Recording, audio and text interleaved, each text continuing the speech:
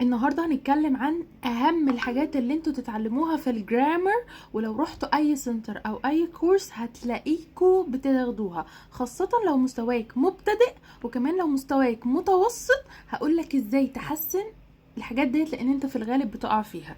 خلونا نبدأ كده باول حاجة وهو البريزنت سامبل. محتاج تعرف المضارع البسيط عشان تحكي عن يومك وكمان تحكي عن الشغل بتاعك، ده البريزنت سامبل.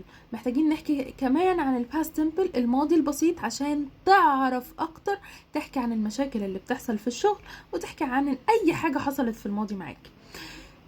تالت حاجة عندنا الكومباريزون والسوبرلاتيف او الكومباراتيف والسوبرلاتيف. ده عبارة عن ايه؟ المقارنة بفضل ما بين اتنين او بفضل ما بين اكتر من شيء، لان خاصة في الاحصائيات والشغل اللي محتاج احصائيات اللي انت تقارن كمان نفسك ما بين دلوقتي وفي الماضي. طب ايه اللي هيحصل في المستقبل، خاصة لو خدمة او برو او سيرفيس، فلازم ان انت تقارن. رابع حاجة الارتكلز وان وذا، تقدر برضو ان انت تعرفهم. خامس حاجة البريزنت بيرفكت لو مستواك متقدم، اللي هو المضارع التام. ده مهم جدا جدا لانه بيربط ما بين حاجة حصلت في الماضي ومكملة لحد دلوقتي. سادس حاجة معانا وهي المستقبل، الفرق ما بين will و be going to، تقدر تعرف الفرق ما بينهم. نمبر 7 المودل verbs لان هم مهمين جدا وعبارة عن ايه؟ كان وكود وشال وشود وwould وماست وهاف تو. الكلام ده كله مهم جدا وخاصة في الشغل وكتابة الايميلات. اوكي، نمبر 7. طيب نمبر 8 if conditionals و if conditionals قاعدة if، وقاعدة if محتاج اللي انت تعرفها at least تعرف القاعدة الفيرست والسكند، تمام؟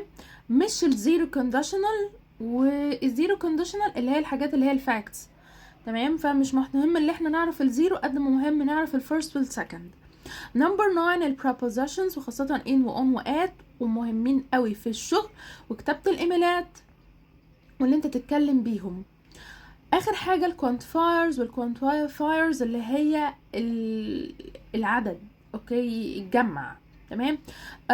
او الكمية، much و many و some و any و a little و little a few و few. عايزة اقول لكم دول اهم 10 حاجات تقدروا تاخدوا منهم سكرين شوت وتقدروا تعملوا عنهم سيرش وتقدروا تشوفوا التشانل بتاعتي على اليوتيوب، هتلاقي كل درس فيهم مشروح. استنوا الفيديو الجاي عشان اقول لكم ازاي تطلعوا اسئله وتتكلموا بيهم وتطبقوا شفوي. انا مع حمدي بزنس انجلش كوتش، ده نص عليا ونص عليك.